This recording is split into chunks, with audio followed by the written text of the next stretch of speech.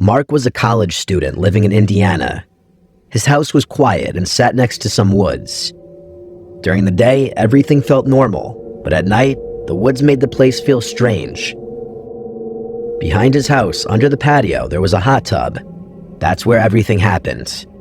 It was Saturday night, March 29th, around 12:30 a.m. Spring break was ending and school was starting again soon. Mark had his 3 close friends over, Kyle, Keenan, and Derek. They were spending one last night hanging out. They were in the garage, playing pool, blasting music, and drinking. Everyone was laughing and having fun. It felt like a good night. After a while, Kyle said they should go in the hot tub. It was cold outside, so the warm water sounded even better. Everyone agreed. They got changed into swim trunks, grabbed their drinks, and went into the hot tub. The warm water felt good as they talked, made jokes, and didn't pay attention to the time. Then they heard something. It was the sound of sticks breaking, like footsteps coming from the woods. It didn't sound like an animal, it sounded like a person. They all went quiet and looked around. Keenan tried to calm everyone down and said it was probably nothing. The others laughed, but it was more to stop feeling nervous. They turned the music up louder and tried to keep talking. About 10 minutes later, a man walked out of the woods. He stepped into the light from the patio. He was wearing a long black coat, white sweatpants, and a gaming headset. His eyes were wide, and his face didn't show any feeling. Everyone jumped. They yelled at him and asked who he was and what he was doing. The man raised his hands and said his name was Seth. He said he was 33 years old, and he heard them laughing and wanted to join. The guys just looked at each other, confused. Mark told him to leave, but he didn't listen. Instead, Seth took off his coat, then his shoes, and then his pants. He was now in only his underwear. Then he got into the hot tub. No one knew what to say. Mark pulled out his phone and started recording, not for fun, but because the whole thing felt unreal. This was the footage he captured.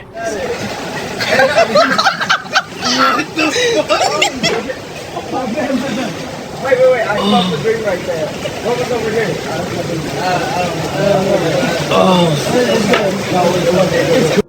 They started asking Seth questions, like where he came from and if he knew anyone there. He just kept saying he heard them laughing and wanted to hang out. Then he said something really disturbing. He said he had molested a child. That changed everything, obviously. The guys jumped out of the hot tub and started yelling at him to leave. They pulled him out of the water. Seth didn't try to stop them. He just stood there, dripping wet and staring. Then he slowly walked back into the woods without saying anything. The group ran inside and locked all the doors. Some of them laughed nervously, trying to shake it off, but Mark and Kyle didn't feel okay. They felt like it wasn't over. About 15 minutes passed. Kyle said they should go back out to lock the hot tub. Mark said okay. So they got flashlights and stepped outside. That's when Mark saw something next to the hot tub. It was a phone. He picked it up and saw the screen light up. Whatever was on the lock screen made him drop the phone. He didn't say what it was, but it scared him. He said he thought Seth would come back, so they ran inside and told the others. Everyone tried to stay calm. Then they heard a tapping sound on the window. Mark already knew who it was. He opened the curtain, and wouldn't you know it, Seth was standing right there. His face was pale, his eyes were wide open, and he had a creepy smile. He didn't say anything, he didn't move, he just stared. Mark yelled for Kyle. Kyle ran in and called the police. Mark grabbed a bat and went to the front door. He yelled for Seth to leave and take his phone. Seth didn't answer. Instead, he slowly walked around the side of the house. Mark followed a little bit and looked through the patio window. Seth was standing there again, staring inside. Mark told him the cops were coming and that he needed to leave, but Seth didn't move. He just slowly raised his hand and waved once. Then he turned and walked back into the woods. The police arrived a few minutes later. The guys told them everything. The officers searched the woods and found Seth standing alone, just looking toward the house. They arrested him for trespassing, and everyone thought it was over. But Mark didn't feel that way. A few days later, he saw a post on Snapchat from a girl who lived nearby. It was a video. It showed another man, not Seth, trying to break into her house late at night. That's what bothered Mark the most. It meant Seth might not be the only one out there. There could be more. They could be connected, and they might not be done.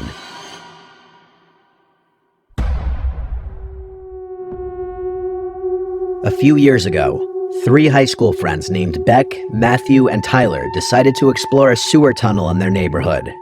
It was winter and very cold outside. The tunnel was at the edge of their neighborhood, under a small creek next to some office buildings. These buildings were empty and dark at night.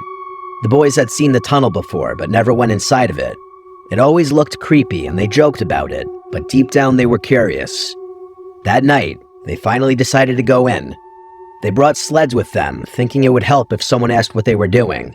They knew they weren't allowed to be there, but they wanted to do something exciting. Just as they pulled into the parking lot, a police car showed up. A police officer got out and asked what they were doing there. Someone had apparently seen them on the security camera. Tyler quickly said that they were just going sledding. The officer looked at them for a moment, then told them to leave. So they left, but only for a little while. After driving around for about 30 minutes, they came back. This time, they parked farther away, behind a building where no one could see them. They walked down a hill behind the buildings. They could see their breath in the cold, crisp air. They stood in front of the tunnel, noting how big, round, and completely dark inside it was. They turned on their flashlights and walked in. Turn off your light, everybody. Okay. Yeah, look at that. Dude, this is oh, look at the date, dude. Oh, 6/19/19. dude, 19. Oh my god, this is Dude, I can't. Dude, how did we even find this? Oh my gosh. Inside the tunnel, the ground was dry. It was quiet, except for the sound of water dripping deeper in. The walls had graffiti all over them. Most of it looked old, but one thing caught their eye. A date was spray painted in large red numbers. 6/19/19. The paint looked newer than the rest, like it was done recently. That made them feel uneasy. Their flashlights weren't very strong and didn't shine very far. Still, they kept walking and acting tough, but deep down they were nervous. The farther they went, the colder it got. The temperature was dropping fast. Even though they were underground, they could still see their breath. The walls looked like they had ice on them. Big icicles hung down from the ceiling. Some were huge and sharp. Keep it slow, keep it slow. Oh, I see a light down there, see it? I think I saw movement, wait. What was that? Hello? So keep going? Can we keep going?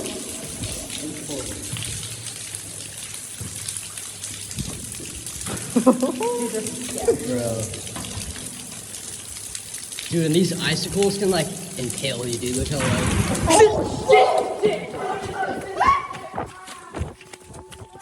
Suddenly, a loud cracking sound echoing from further down the tunnel sends the group fleeing in fear.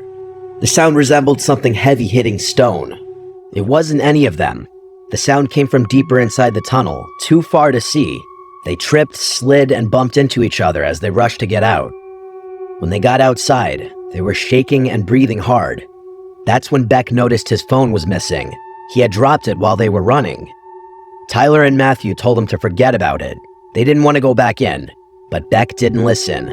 He grabbed his flashlight and started walking toward the tunnel again. The others followed, but they didn't want to. The tunnel felt different this time. It felt even darker. The air felt heavy and strange, like something was wrong. Their flashlights didn't work as well, and the silence was even worse than before. It felt like something was watching them. I feel like I feel like my pocket got like a little emptier over here. Like somewhere over here. Shine it down. I have to go over here this way. no, dude, that's when we fucking heard the noise. Shit, dude. Do I have to go back there? You're going first, bro. I know, yeah, we're not leading the way. Yeah, somebody else lead the way, please. No, it's your phone. At some point off camera, Beck found his phone. Afterwards, the group continued deeper into the tunnel investigating. And that's when they heard a sound. That rock. It must have hit like here or something. What was it? Do you remember what A loud scream came from deeper in the tunnel. It echoed off the walls and felt like it was getting closer. They didn't wait. They turned and ran as fast as they could. This time, no one talked, no one looked back. They just ran. They got to the car, jumped in, and drove away without stopping. The car ride back was mostly silent. The three friends thought it was over when they all got home. They were ready to move on with their lives. But late that night, Beck's doorbell rang twice. This was at some off hour in the night. When Beck's dad went to answer the door, nobody was there. This of course begs the question, were the boys followed home that night? Or was it simply a very unfortunately timed ding-dong ditch? That remains a mystery. The night left more questions than answers for the three friends, but they all heard the noises and of course got it on video. Perhaps it was something they weren't meant to stumble upon.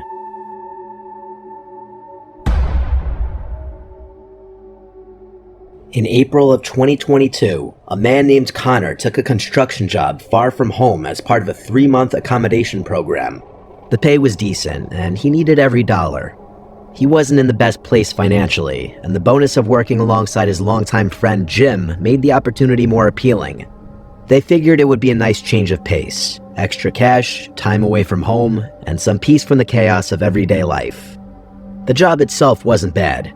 A few weeks in, Ryan had adjusted well to the routine, but the area they were stationed in was remote, deep in rural countryside. There were long, winding roads with barely any signs of life. It wasn't unusual to go miles without seeing a single home. Ryan had always loved the outdoors, and he saw this isolation as a chance to unplug. Most of his coworkers blew their weekends drinking, but Ryan had different plans. He wanted solitude. He wanted quiet. So when Friday rolled around, he packed his gear and prepared for a weekend of hiking and camping deep within the woods. A narrow trailhead just 5 minutes from his temporary accommodation became his entry point. Within 20 minutes, he was deep in the forest. The only sound was the wind and the crunch of his boots. He smoked a couple joints as he made his way further in, letting the stress just melt away. The isolation was comforting for him. Well, at first. Around 7 p.m., the sun began to sink behind the treetops. Shadows stretched long across the trail. Ryan knew it was time to find a place to settle. That's when he noticed something unusual.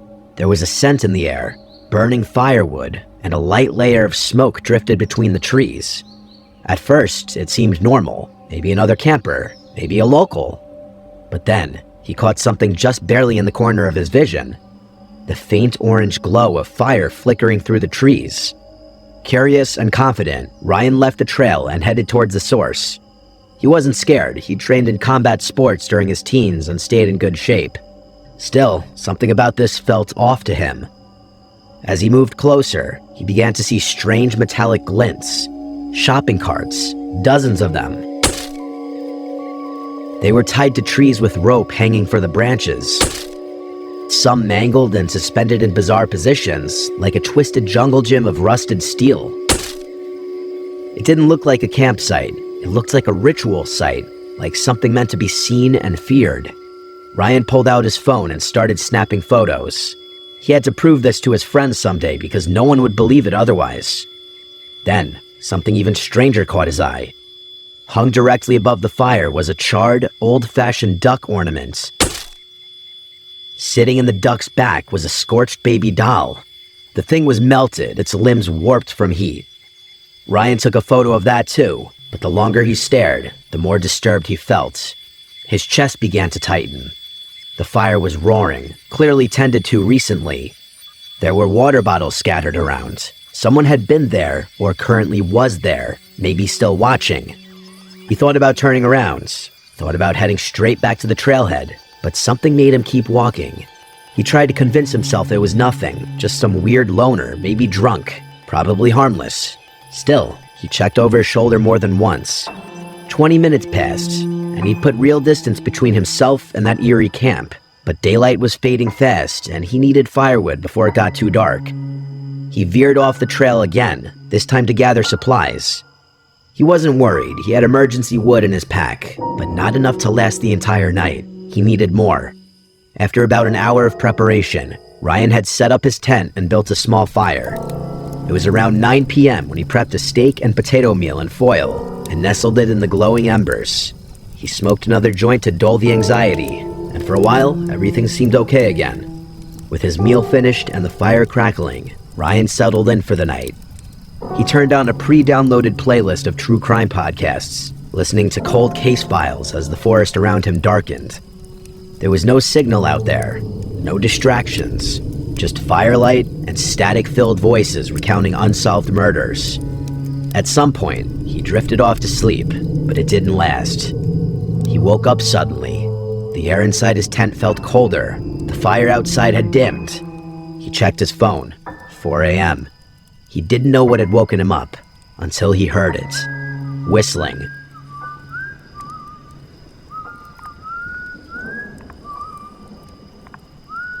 A slow, eerie tune carried through the trees surrounding his camp. He froze. His body wouldn't move. It was like something inside him had shut down.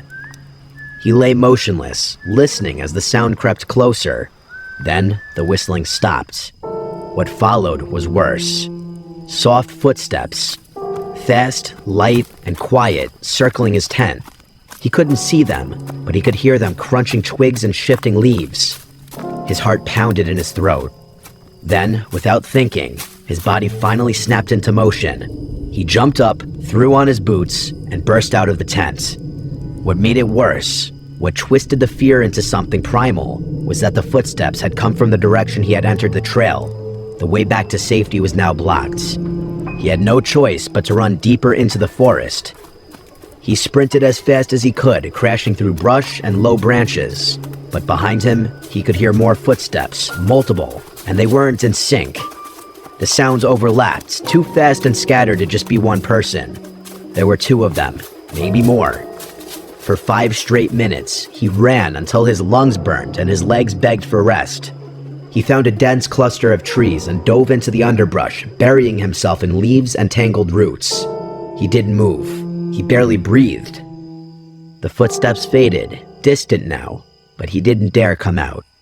He waited, still and silent in the dark. Eventually, he knew he had to move. He crawled through the forest with branches cutting into his arms and legs. Every step was slow and careful. When the trees finally began to thin, he broke into one final sprint. He recognized the trailhead, the way out, and he ran without stopping. No one followed him after that. The forest was quiet, but the damage was done. He got back to his accommodation and immediately reported the incident to the police. They took his statement and promised to investigate, but he never heard anything back. To this day, Ryan believes the people who chased him were the same ones who built that bizarre shrine of carts and dolls. What they were doing out there and what they wanted, he doesn't know, but it was more than just a creepy encounter. To him, it felt ritualistic, cult-like. He finished his contract and returned home, but the memory never left him. He still remembers the sound of the footsteps, the whistling, and the feeling of helplessness. If there's anything to learn from this story, it would be to trust your instincts. If you find something that doesn't feel right, you should leave. Ryan almost didn't, and he knows he might not have lived to tell the story if he had stayed. This video was me experimenting with a slightly different style. If any of you have personal scary experiences that include photos or videos and you'd like to submit them, email them to me and I'll try to make this style of video a new series. Also, if you haven't already, click the bell icon and turn on all notifications because apparently only 15% of you have done so, and that would really help out the channel.